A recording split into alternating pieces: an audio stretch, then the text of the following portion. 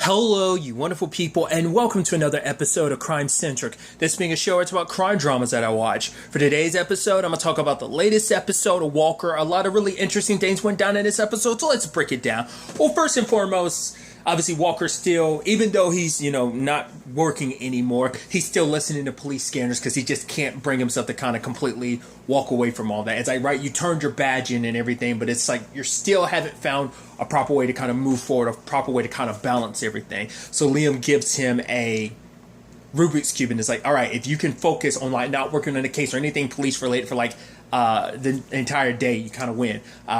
August in particular doesn't think you can do it. So Walker kind of believes that he can, kind of think it's just going to be an easy challenge. Because I love that he was like, you have a Rubik's Cube and you just carry it around with you. It's like, no, I got it out of my old, or August's room because it's mine. But Walker ends up neck deep in a new case or whatever. I mean, I love that at first it's like, hey, Mickey, why are you here? I was like, do you need help with something, connecting some evidence to someone? It's like, no, breakfast. It's like, all right, because Trey's died, time visiting his parents. Like, yeah, wait. How do you know about that? It's like, well, you're up earlier than you normally are. Plus, Trey and I we text a lot. His mom says hi. I love that. It's so good.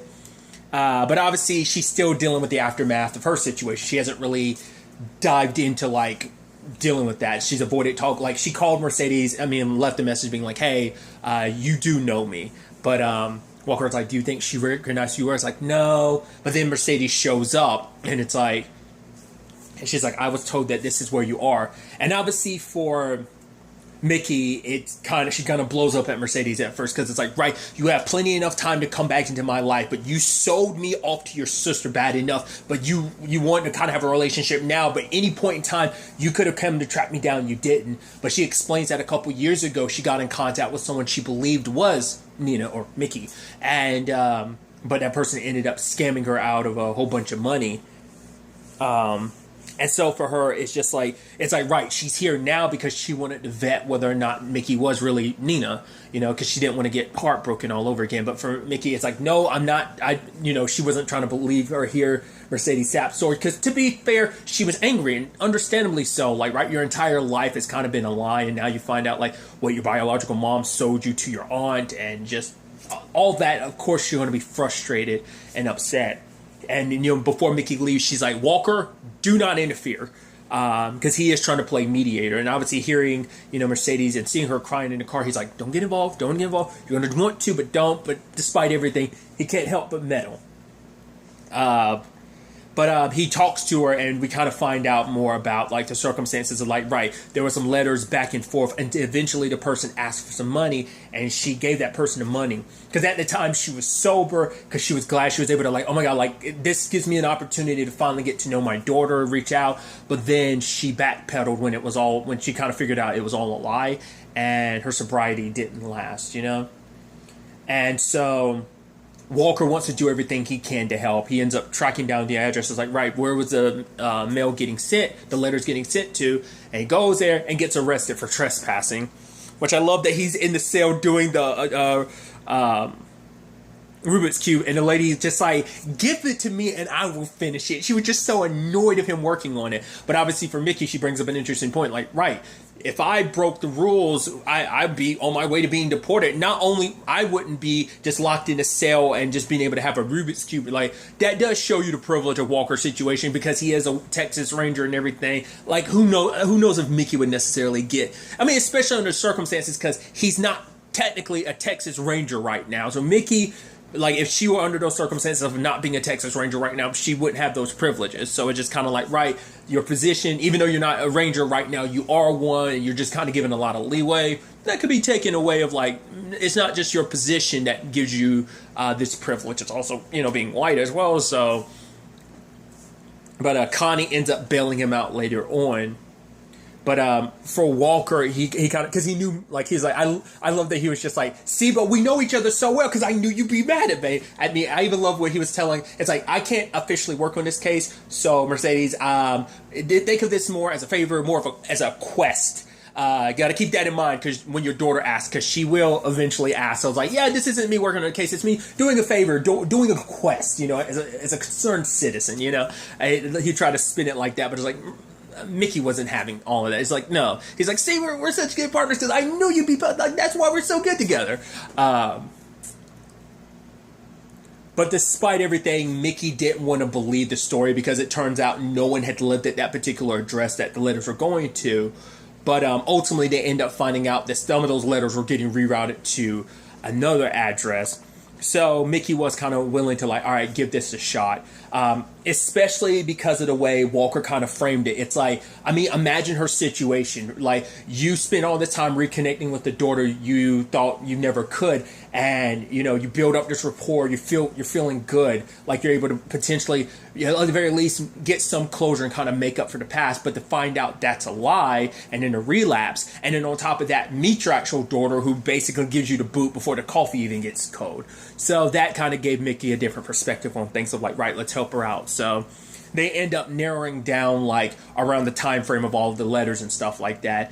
And so it's like, right, do you know this address? And it turns out the address is actually near the place where she has her meetings and stuff like that. So it's like, okay, so that potentially means that someone at those meetings, because you are very vulnerable, you're very open, like all the details that were in those letters, those were things that you kind of brought up during your meetings. And she was like, yeah, so someone there is using that against her. So they kind of go a little undercover, you know, Mickey kind of concocts a story about everything. But then, like, Mercedes, using this as an opportunity, it's like, right, Mickey's here, so let me at least, like, because on normal circumstances, Mickey really wouldn't be willing to listen to her, but Mickey kind of has no choice, considering they're supposed to be kind of undercover, pretending like they don't know each other.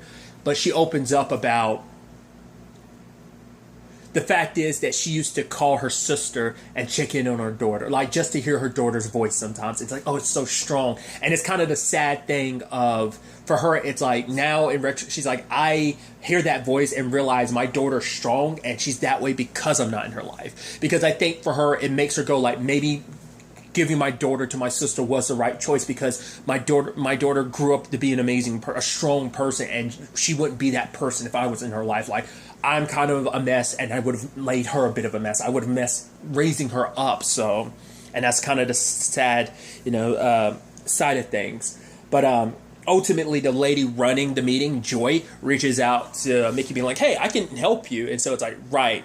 So she's the one, she even uses the same metaphor that Mercedes uses about the 4 stones in hands, that basically, before you even really know who your enemy is, before they even threaten you, you automatically come with stones in hand, ready to go to battle. Like, even, you know, that you're kind of always like on guard. You're always ready for a fight, even though there's not, the enemy hasn't even presented themselves. They haven't even threatened you. You're already ready to start, you know, with stones in hand, kind of thing.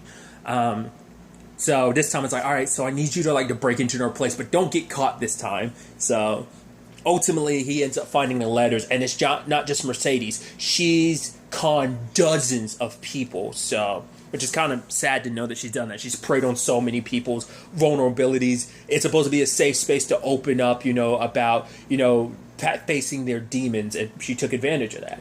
And rather than just like, right, having Mercedes send in an anonymous like call to the police, Walker decided, like, you know what, I'm actually going to come up with a different plan, and we're going to, like, what that plan ends up being is like, hey, here's all her victims, and they're going to confront her. So they pointed in the right direction, and I think they ended up getting all the letters and stuff like that. So it's interesting because she was like, right, it wasn't about the money, it was about helping each and every one of you. The fact is, she's like, you guys know my story. That's the interesting thing. We don't get to hear Joy's story, but even at the end, like, Mickey's like, do you even feel regret about all the people you manipulated and hurt? And she's like, you don't know my story. And that's the thing. I think probably it's coming from the perspective of maybe she's a kind of an addict herself, and so in her own twisted way, it's like, yeah, I'm making money, but also at the same time, I'm helping people. It makes it sound, I mean, less altruistic when you're making a payday out of it as well. But the fact is that it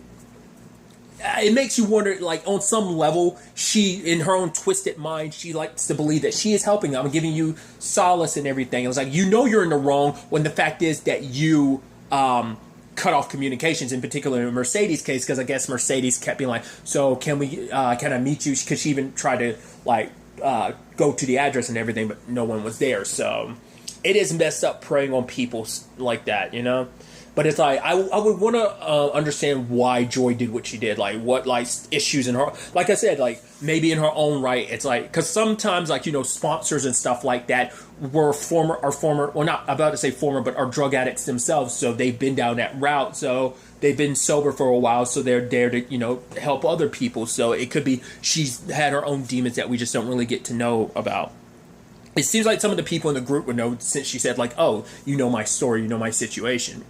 But Mickey asked her mom of like, right, like maybe we can like talk some things out. But for Mercedes, it's like, no, like I need to actually have a real meeting, because obviously this was all like a job, trying to catch Joy. But I need to actually go to a real meeting. It's like right now, it's like, yes, I need it more so than ever. If I ever want to have any real relationship with you, I need to make sure I maintain my sobriety and that I don't end up backpedaling and falling off the wagon again. Because Mickey kind of takes it as like, all right, you're doing this after I make sure your problem goes away. But she's like, no, my problem is me. I still, like, that's my biggest problem. I need to work on me before I can even entertain the idea of like having a relationship with you, because I went down that route before and I backpedaled. I like, now that I have that real opportunity, now you're here in my life again, I need to make sure I stay on top of things. So Walker does give her the letters from her mom, from Mercedes, and Mickey reads them, even finding out like, wait, some of these are stamped after you were conned. And she was like, yeah, because talking to you, even if it was fake, it gave me something to hold on to, some little hope that maybe, that there could be something regardless of this being fake. It made her feel like she was still attached to Mickey after, it was all said and done. Because Mickey wants to try and be more understanding of her mom's situation, understanding like what she has to go through to kind of to be that person in her life. So they end off on a good spot because of Walker's meddling. Now that's the interesting thing, though. She's making amends with her mom. What about her? Well, now she knows her aunt, Adriana. Like, that's still probably a pillar all on its own that she has to climb. But I think building a rapport and relationship with her mom might build a bridge to kind of reconnecting with her aunt. That's her pseudo mom, because it's like, regardless of you being my aunt and a lot of it being a lie, you still raised me, you took care of me. Yeah, we've had our issues, but yeah, I still do, love you and care for you because you took care of me. Like, so we'll see kind of where things kind of go from there. But I thought another interesting aspect to this episode, I kind of skipped over it a little bit, was the whole Walker situation. Because when he was there in the meetings, he kind of talked about like, right, I'm kind of addicted to breaking the rules. Like, I kind of skirt the lines of the limits of like the promises I make. And Mickey confronts him about it later on. It's like, right, here you are cheating on the Rubik's Cube. She's like, it's a perfect metaphor. He's like, no, it's just a toy. She's like, I didn't say it was a case. I just said it was a metaphor. The fact is, you're constantly breaking the rules. Like, the fact is that you're able to, like, it's like you got to find some balance. It's like, because the fact is that you were able to, like, oh, you were arrested and Connie was able to cut you. So it's like, once again, your privilege allowed you that, like, the same opportunity that not everyone will be able to have, So it is the thing of like, right, you're able to just kind of break the rules and kind of just get a little bit of a slap on the wrist. It's like, that's not fair. That, you should be able to kind of cut corners in this. You need to kind of find a way moving forward without like, finding that balance and everything.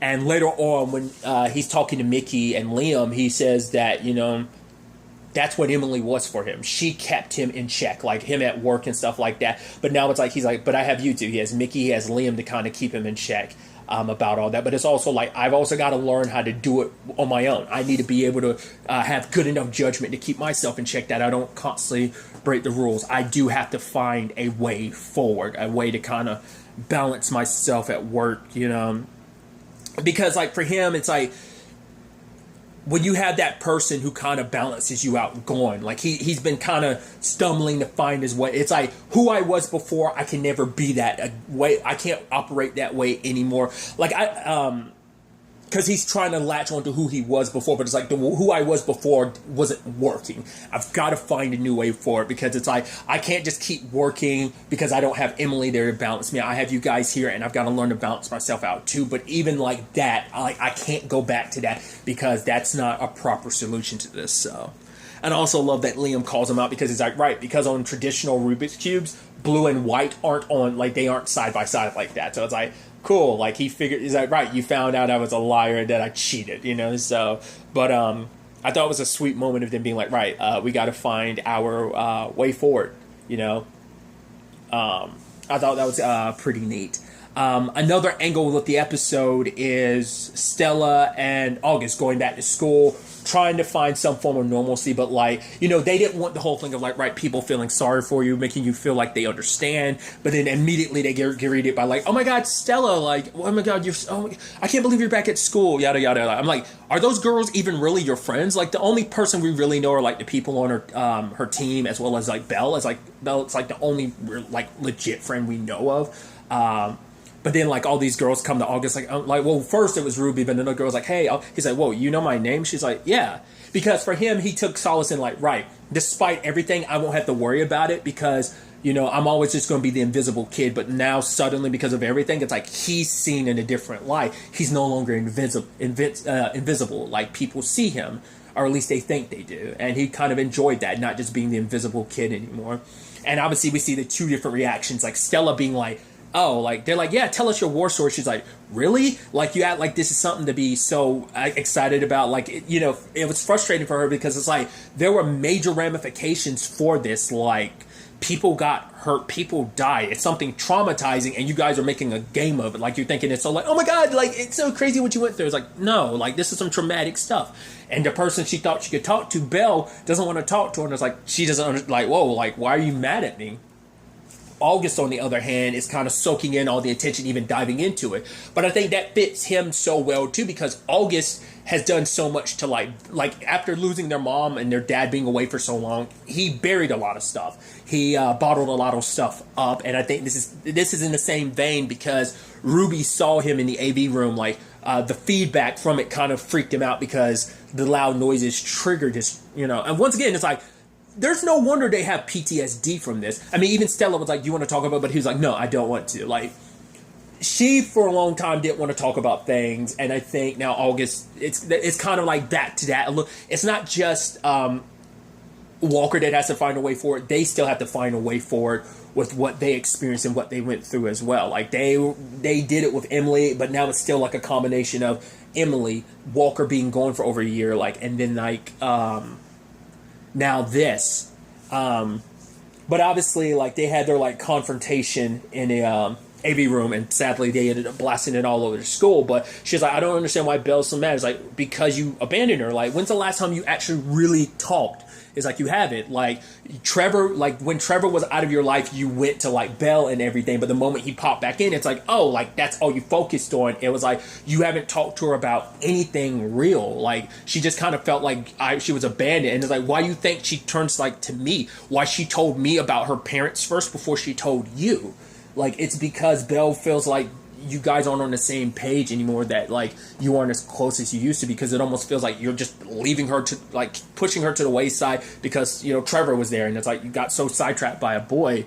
But then Stella's also calling Augie out because, like, it's like, well, what about you telling all these stories? But for him, it's like he's still dealing with everything, and it's just so much. For once, he doesn't have to be the kid that people whisper about, like, oh yeah, like he's a kid whose mom died, whose dad left. It's just like, as long as he got to be someone else for a little while. Like, even though it's like, yeah, he's playing a role, but at least he didn't have to be himself anymore. And I think, you know, there's similarities. You could draw comparisons to, like, you know, Walker when he became Duke. And in that frame, it's like, oh crap, everyone's heard what we said. And, you know, August said, it was talking to Ruby about the fact is that he liked, you know, he thought people, at least he liked the way people thought they saw him. But, you know, Ruby's like, I see you. Because he has been so invisible for so long. And that's, you know, you can definitely, like, obviously it's kind of there of like, now whether that becomes something more than just friendship or not, I don't know. It's definitely complicated because Belle definitely has a thing for him because, like, you know, Stella and her makeup, she kind of apologizes, but it's like, yeah, should have figured when you talked to August, like, you know, you opened up to August and everything like that. Because she's like, yeah, I reached out to August to make sure that you guys were okay. She's like, you like him, don't you? And she's just kind of, but it's like, yeah, it definitely, it seemed like when things weren't going, like when we found out, like, oh, Ruby has a boyfriend and everything, and the way him and Belle were kind of hitting it off, it definitely seemed like she might have, especially because she even, like, invited him to the dance and everything. But you could also tell Ruby was kind of, like, bothered by it, because it seems like she kind of has a thing for all, like, I think that's going to turn into a complicated thing. What direction that's going to go, it's going to be interesting. Love triangles are always a thing, because it's that thing. I've talked about it in like about anime all the time, where it's like when there's like more than one love interest, I'm like, I don't want anyone walking away from a broken heart. It's a weird comparison to make. I always talk about like that with harem anime, because I'm like, oh, like there are multiple characters that are in love with the main protagonist, or just vice versa, where it's just like, oh, like well, I say vice versa in the sense of like even like a reverse harem. Like there's plenty of people, like there's a special attack. Sometimes it's just purely a friendship thing, but it's also just kind of like there's definitely like a romantic element where you're just like, I don't want anyone walking away brokenhearted. I want everyone, like there to be some end all be all solution. There's been like one anime / manga series I can think of that handles that in a very interesting way. I won't go into it. It's just not. I'm going on enough of a tangent, but it's just like a thing where I'm like, I don't want anyone's heart broken. But I don't know. I'm curious to see what kind of happens. I mean, that's not the only one coming. Just obviously, just the other day, same thing kind of is happening in Kung Fu as well. So kind of a love triangle thing, in that vein as well. So we'll see kind of where things go on that front. But another situation is Abby and Bond. Talking to a doctor, which is like, he's like, first and foremost, it's like, oh, here's this doctor, this young buck. It's like, he's not even as old as my boots. And the doctor's like, oh, tell me who the guy is who made those boots. And it's like, he's dead. And the doctor's like, oh. I was like, yikes. But it's like, because Bond has waited so long for treatment, like their options are kind of limited. So they're going to have to basically give him like hormones and chemo, again, like all that. Like they're going to have to go a little different route a little bit with his treatment, but there's going to be ramifications, and he kind of shuts down immediately, like and just kind of walks out. And Abby wants to understand like why, but for him it's just like kind of like he's hinting like, yeah, I'm going to die, it's just kind of part of life, you live and you kind of die. So it's just kind of like he doesn't want much fuss made about it. But with a little push from Liam, we kind of open up more about why that is, because for him it's a situation where I don't, like, you have so much, like, you bring life to everything and everyone around you, that if I go through this treatment, you're going to be by my side. Like, your entire focus is going to be on me getting better. And if I don't get better, I don't want you to blame yourself. Because it's a thing of, like, I don't want you to get so focused on looking after me that you don't live your life, because you bring so much good to the world. You are relentless with what you bring to this world, the good you bring to this world, and I don't want to be the one who kind of takes you away from the world, because the world kind of needs more of you in it, And I think for him, it's just like, I also don't want to be the responsible when I don't want you to beat yourself up if I don't survive this, if the treatment doesn't go well, that I want you to blame yourself for that. But for Abby, it's like, we're in this together. Like, I mean, think about where we met. Like, we met because I was engaged to someone else, and I dropped that, and like we've built this life for ourselves. The fact is, like, the easy route, like even us meeting wasn't necessarily standard. It wasn't easy. I'm not here for like the easy. Like, I'm in this for the long haul, hardships and all. Because for her, it's like, don't kind of make this decision of like, right, you're trying to like spare me from all of this. It's like, no matter what happens, you get better, you don't.